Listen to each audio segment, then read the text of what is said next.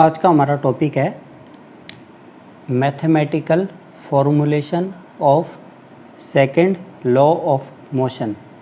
यानी हम जो हमारा सेकंड लॉ ऑफ मोशन जिसको हमने हमारे प्रीवियस वीडियो में देखा था उसका आज हम डिराइव करेंगे। तो आइए शुरू करते हैं हमारा आज का लेक्चर। तो इसको डिराइव करने के लिए सबसे पहले हम क्या करेंगे, हम लेंगे एक ऑब्जेक्ट, कोई भी ऑब्जेक्ट आप ले सकते हैं। हमने क्या एक राउंड बॉल ली। सपोज़ क्या करेंगे, मान लेते हैं कि ये जो बॉल है इसकी इनिशियल वेलोसिटी u है और इसको हम एक कांस्टेंट फोर्स दे रहे हैं जो होगा F, और बॉल का मास है वो है हमारा m, और इसको जो फोर्स हम दे रहे हैं ये फोर्स हम दे रहे हैं पॉइंट A से लेकर पॉइंट B तक, यानी इसके बीच जो दूरी है इसको कवर करने में कितना टाइम लगा, t टाइम। यानी हमने t टाइम तक F फोर्स दी है ऑब्जेक्ट को from point A to B, और ऑब्जेक्ट B पॉइंट पर आकर क्या वेलोसिटी अचीव करेगा, वो होगी उसकी फाइनल वेलोसिटी v। अब आप ये देखिए,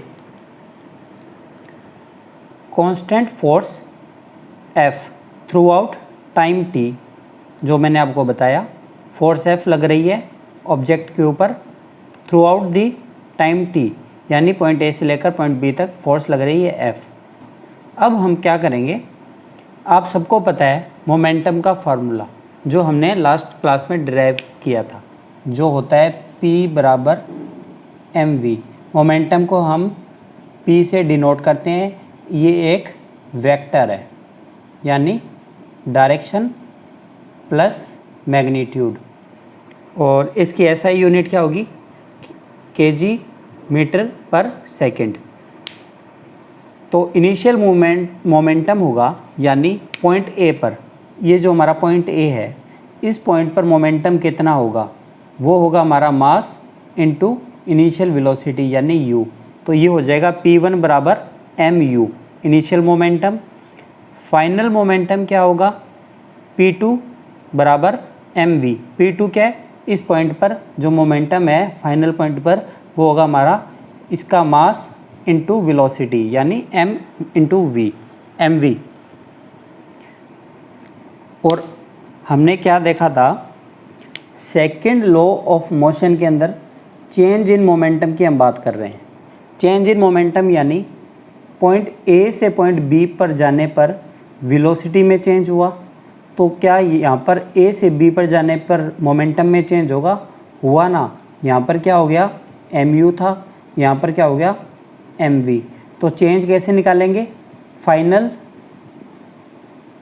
माइनस इनिशियल, ये क्या हमारा चेंज इन मोमेंटम आ जाएगा। तो हमने क्या किया, change in momentum is proportional to P2 minus P1। ये हमारा क्या है फाइनल, ये हमारा इनिशियल। P2 है mv माइनस mu, m हम बाहर ले लेंगे और ब्रैकेट के अंदर आ जाएगा v माइनस u, यानी change in momentum is proportional to, change in momentum is proportional to m bracket open v minus u bracket close. आप सबको पता है जो rate of change of momentum का मतलब क्या होता है। हमने चेंज इन मोमेंटम निकाल लिया, हमें निकालना है rate of change of momentum. वो क्या होगा, change in momentum with respect to time, यानी A पॉइंट से B पॉइंट तक मोमेंटम तो चेंज हो गया और किसके रिस्पेक्ट में हुआ है, t टाइम, यानी रेट लेंगे हम। तो यहाँ पर हमने क्या कर दिया, rate of change of momentum proportional रहेगा एज इट इज़, और साथ में जब रेट हमने देखिए यहाँ पर क्या है, आगे कुछ नहीं है, सिर्फ चेंज इन मोमेंटम। तो P2 माइनस P1, यहाँ पर क्या किया, रेट ऑफ। जब हम रेट ऑफ लगाते हैं तो कोई भी वैल्यू है उसके नीचे हम लगा देंगे बाई t। तो ये क्या है, प्रोपोर्शनल हो गया m ब्रैकेट के अंदर v minus u upon t। ये आप समझ गए rate of change of momentum की, और हमने इसकी वैल्यू निकाली थी m मल्टीप्लाई ब्रैकेट के अंदर v minus u upon T, ये हमने निकाल लिया था। लेकिन आप सबको पता होगा सेकंड लॉ ऑफ मोशन क्या बोलता है। सेकंड लॉ ऑफ मोशन बोलता है rate of change of momentum proportional to applied unbalanced force, यानी जो चेंज इन मोमेंटम होगा P1 से P2 तक का, वो इस फोर्स के प्रोपोर्शनल होगा। हमने ये निकाल लिया rate of change of momentum क्या है, m ब्रैकेट के अंदर v minus u upon t. अब ये दोनों प्रोपोर्शनल है, यानी force applied will be proportional to m into v minus u upon t from equation first and second. बोल सकते हैं कि नहीं बोल सकते? बोल सकते हैं। फोर्स अप्लाइड क्या है, हमारी F है, जो यहाँ से लेकर यहाँ तक लगी थी।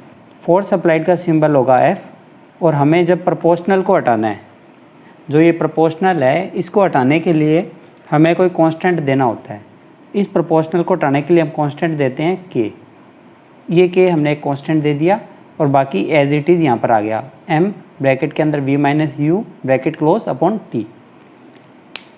आप सबको पता होगा फर्स्ट इक्वेशन ऑफ मोशन क्या थी, v बराबर u प्लस ए टी, ये हमारी थी फर्स्ट इक्वेशन ऑफ मोशन। इसके अंदर हम क्या करेंगे, u को लेफ्ट हैंड साइड में लेके जाएंगे तो v माइनस यू, और t को डिवाइड करेंगे तो क्या होगा, a हमारा आ जाएगा v minus u upon T. और आप सबको पता होगा v minus u upon T, यहाँ पर ये देखिए ये क्या है, v minus u upon T. तो इसकी जगह हम a को पुट कर सकते हैं, रिप्लेस कर सकते हैं। तो हम क्या करेंगे, इसकी जगह a रख देंगे। a हमारा क्या है, एक्सीलरेशन, जिसको हमने कहाँ से लिया है, फर्स्ट इक्वेशन ऑफ मोशन से। तो अब हमारी इक्वेशन क्या होगी, F बराबर K इंटू एम ए। हमें क्या करना है, इस कांस्टेंट K की वैल्यू निकालनी है। वैल्यू निकालने के लिए एक सबसे इजी तरीका होता है, हमें F, M और A इन तीन आइडेंटिटीज़ की एक वैल्यू सपोज करनी है, और हम K को फाइंड करेंगे। तो हम क्या करेंगे, जो हमारा मास था हम उसे ले लेंगे 1 kg। एक्सेलरेशन की ऐसा यूनिट होती है मीटर पर सेकंड स्क्वायर, इसको हम एक्सेलरेशन क्या लेंगे 1। फोर्स की अभी हमें यूनिट नहीं पता है अभी तक, तो हम क्या करेंगे, इसको F बराबर 1 यूनिट लिखेंगे।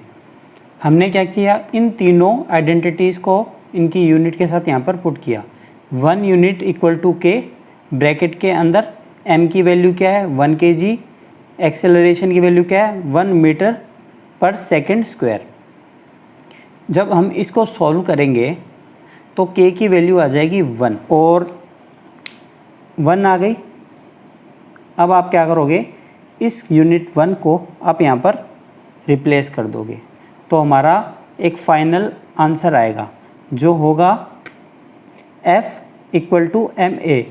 F equal to mass into acceleration, और यहाँ पर एक कांस्टेंट है K जिसकी वैल्यू क्या है 1, ये हमें पता है। तो फोर्स बराबर मास इंटू एक्सेलरेशन। अब इसकी SI यूनिट पूछी जाती है। SI यूनिट क्या होगी, आप इनको रिप्लेस करके निकाल सकते हैं, और डायरेक्ट मैं आपको बता दूं इसकी SI यूनिट क्या होगी, kg इंटू मीटर पर सेकंड स्क्वायर। और जैसा आप सबको पता है इस लॉ को न्यूटन ने दिया था, तो उनकी याद में इसे हम न्यूटन भी बोलते हैं, यानी फोर्स की यूनिट क्या होगी, न्यूटन।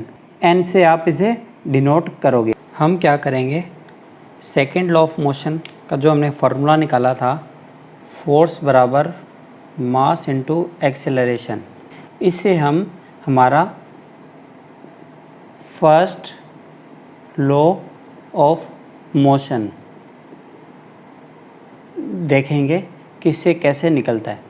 V बराबर U प्लस ए टी होता है, V माइनस यू बराबर ए टी, और यहाँ से क्या है, A क्या होगा V minus u upon T. तो A की जगह हम V minus u upon T दोबारा लिखेंगे। जैसे ही हमने इसको लिखा, T को हम हमारे लेफ़्ट हैंड साइड में ले जाएंगे, तो एफ टी बराबर M ब्रैकेट के अंदर V माइनस यू आ गया। अब क्या करेंगे, फर्स्ट लॉ ऑफ मोशन क्या बोलता है, फर्स्ट लॉ ऑफ मोशन में क्या बोलते हैं कि अगर हम एक्सटर्नल फोर्स नहीं लगाएं तो क्या होगा, सिस्टम अगर रेस्ट में है तो वो रेस्ट में रहेगा और अगर मोशन में है तो मोशन में रहेगा। यानी अगर इसके अंदर ये फोर्स हम नहीं लगा रहे हैं तो अगर ये बॉल रेस्ट में थी तो रेस्ट में रहेगी और अगर मोशन में है तो मोशन में चलती रहेगी। तो हमने क्या किया, फोर्स को सबसे पहले किया 0। जैसे ही हम फोर्स को 0 करेंगे लेफ़्ट हैंड साइड पूरी की पूरी 0 हो जाएगी। ये साइड 0 हो गई तो क्या आ गया, 0 बराबर m ब्रैकेट के अंदर v माइनस u।